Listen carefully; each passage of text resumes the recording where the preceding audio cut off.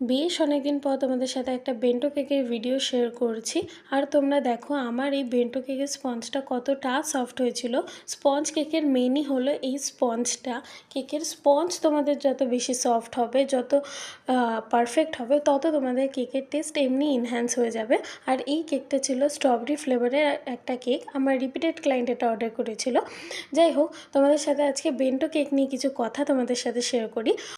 আমার মতন হয়তো অনেক হোম বেকারদের এই কথাটা হয়তো প্রায় শুনতে হয় যে বেন্টো কেকের এত বেশি দাম কেন, এইটুখানি তো কেক, তার আবার এত বেশি দাম। হ্যাঁ, এত বেশি দাম হওয়ার পেছনেও একটা কারণ থাকে। আমাদের একটা বড় কেক বানাতে যতটা টাইম লাগে, ততটাই টাইম এফোর্ট একটা বেন্টো কেক বানাতে লাগে। একটুও কিন্তু টাইম কম লাগে না, সেম টাইম লাগে। ইনফ্যাক্ট কিছু কিছু টাইমে আরও বেশি টাইম লাগে, কারণ একটা ছোট জিনিসকে হ্যান্ডেল করা সবথেকে বেশি টাফ একটা বড় জিনিসের থেকে। তো আরেকটা এক্সাম্পল তোমাদের দিই আমি। আচ্ছা, তোমরা বলো তো, যখন তোমরা মলে যাও, বড়দের জামা কাপড়ের থেকে বাচ্চাদের জামা কাপড়ের এত বেশি দাম হয় কেন বলো তো? কেন হয়? সেই ক্ষেত্রে তো মেটেরিয়ালসও কম লাগছে, তাহলেও কেন দাম বেশি?